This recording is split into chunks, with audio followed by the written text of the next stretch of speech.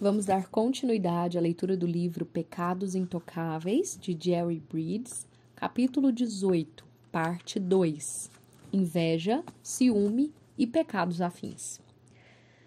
Segundo, a arma contra a inveja e o ciúme é lembrar que todos nós, cristãos, somos um só corpo em Cristo e, individualmente, membros uns dos outros. Ou, como diz a NVI, cada membro está ligado a todos os outros. Romanos 12:5.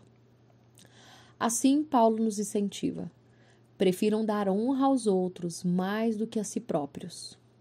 Verso 10, Nova Versão Internacional. Em vez de termos inveja daqueles que levam alguma vantagem sobre nós ou ter ciúmes de quem está aparentemente nos superando, vamos dar-lhe honra e aplaudi-lo, pois somos todos membros do mesmo corpo em Cristo. Terceiro, precisamos entender que se gastarmos energia emocional com ciúme e inveja, perdemos de vista o que Deus pode realizar de especial em nossas vidas.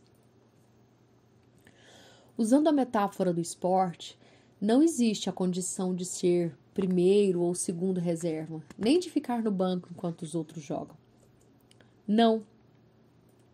Deus tem uma posição e uma tarefa para cada um de nós preenchermos.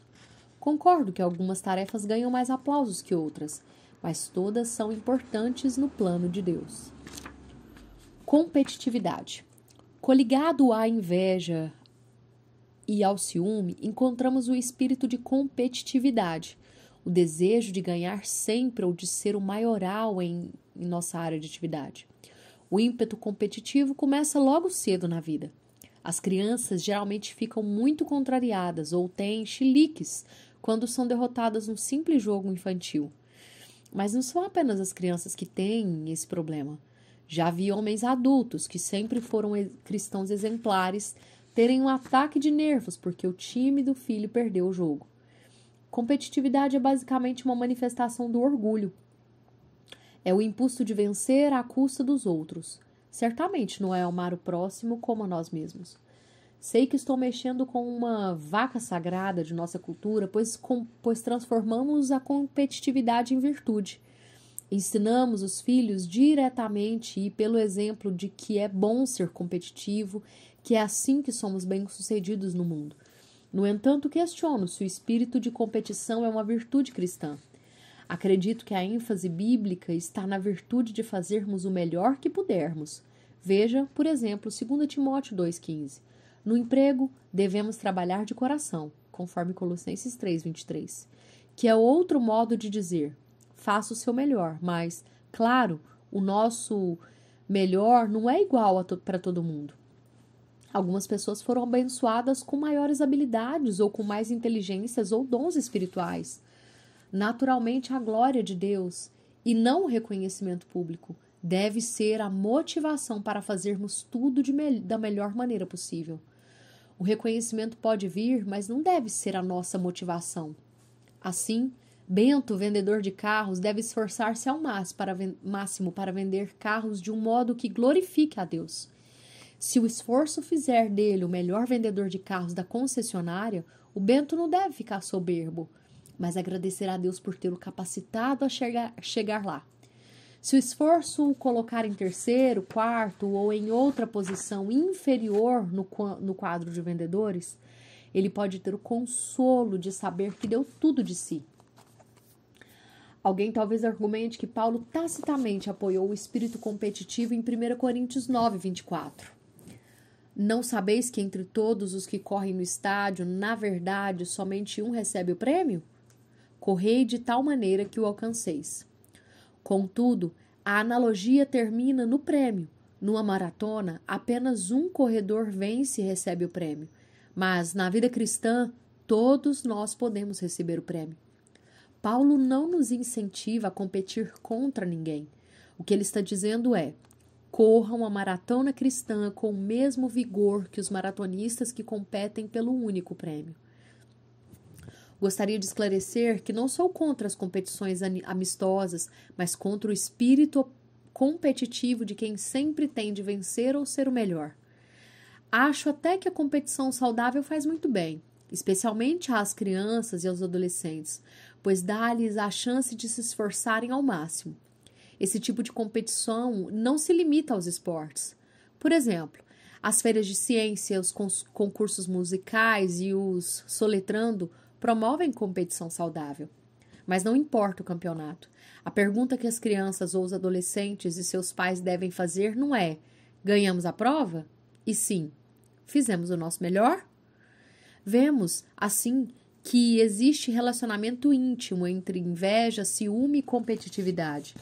Ficamos com inveja de um colega mais bem-sucedido em uma área que valorizamos muitíssimo. Ficamos com ciúme se alguém tenta tirar o que é nosso. E esses dois sentimentos fomentam o espírito competitivo que anuncia: tenho de vencer ou ser o número 1 em tudo. Todos esses comportamentos são resultantes do orgulho pecaminoso, de pensarmos só em nós mesmos. Controle. Inveja, ciúme e espírito competitivo podem ser agrupadas em uma palavra: rivalidade. Em lugar de vermos uns aos outros como membros participantes do corpo de Cristo, é fácil vê-los como rivais contra quem estamos lutando. Existe outro pecado sutil que podemos incluir nesse grupo. É o pecado de tentar controlar os outros para nos darmos bem ou para conseguirmos o que desejamos. Perguntei ao pastor qual era o motivo do atrito entre um casal de sua igreja. Sem hesitar, ele respondeu: a esposa quer controlar tudo. Ela quer que as coisas sejam sempre do seu jeito. A ilustração não tem o objetivo de jogar a culpa nas mulheres. Homens e mulheres têm competências para serem controladores.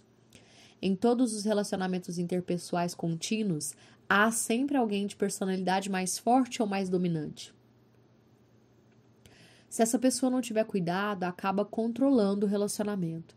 Isso não ocorre somente nos casamentos, mas também em qualquer situação em que duas ou mais pessoas trabalham ou se divertem juntas. Observamos isso nas crianças enquanto elas brincam. Geralmente uma delas quer fazer todas as escolhas e fica zangada quando sua vontade é contrariada. Notei essa mentalidade controladora em atividade numa igreja onde um músico cheio de vontade era sempre contra as decisões do ministro de música. Atitudes assim não são incomuns. Um amigo me contou que algo semelhante aconteceu em sua igreja. Tenho outro amigo, ex-pastor e agora missionário, que deixou uma igreja apenas 6 meses depois de ser empossado, porque uma família mandona insistia em que as coisas fossem feitas do seu jeito. Já vi isso acontecer até nos ministérios com estudantes universitários. O controlador usa todos os métodos para conseguir o que deseja. Um dos métodos é dominar completamente o relacionamento pela pura força de vontade, de tal modo que a outra pessoa ou pessoas sempre cede e deixa o controlador fazer o que quer. Outro jeito é ficar zangado quando sua decisão é questionada ou quando seus desejos não são satisfeitos imediatamente. Muitas vezes, quando o controlador não consegue facilmente o que quer, ele recorre à manipulação. E a coisa pode ser feita de modo a levar o outro a se sentir culpado ou incompetente. O marido controlador diz algo assim: por que o jantar nunca fica pronto na hora? Quando, de fato, o jantar normalmente é servido na hora. A esposa manipulativa talvez diga: você é igualzinho ao meu pai, porque o pai nem sempre lhe fazia as vontades. O músico que queria comandar o louvor na igreja passou a denegrir o caráter do ministro de música. É óbvio que o controlador quer as coisas sempre do seu modo. Em vez de se sujeitar uns aos outros, conforme Efésios 5:21, existe uma ânsia de controlar uns aos outros. Claro que isso é fruto do egoísmo. É difícil lidar com esse pecado porque o controlador é o último a reconhecer essa tendência em sua vida. Como a carne continua guerreando dentro de nós, ainda temos pontos cegos de pecado, especialmente o pecado sutil em nossas vidas. Precisamos do poder convincente do Espírito Santo e da ajuda de outras pessoas para detectarmos esses pontos cegos. Incentivo-o a pedir a Deus que lhe abra os olhos para que você enxergue sua inclinação à inveja, ao ciúme ou ao desejo de controlar os outros. Peça que familiares e amigos mais chegados sejam honestos com você a esse respeito. Se você é do tipo controlador, as pessoas talvez relutem em fazer isso por causa do seu comportamento no passado. Assim, você tem de mostrar humildade sincera ao falar com elas. Depois, em vez de se defender ou usar o que as pessoas disseram contra elas mesmas, haja com sabedoria, aceite o que disserem e peça que Deus o ajude. Certa vez, confrontei alguém em nosso ministério que era propenso a controlar tudo. Acho que fui a terceira pessoa a fazer isso. Em vez de me ouvir, ele ficou uma fera e cortou o relacionamento. Dali em diante, ele fazia tudo para me evitar. Faz anos que não o vejo, mas, pelo que sei, o homem continua com o problema. Ele se recusou a encarar o seu pecado. Não faça isso. Não atravesse a vida acalentando inveja, nem ciúme, nem tentando ser sempre o primeiro ou forçando a barra para conseguir o que deseja. Lembre, Deus se opõe aos arrogantes, mas dá graça aos humildes. 1 de Pedro 5,5. Não se oponha a Deus.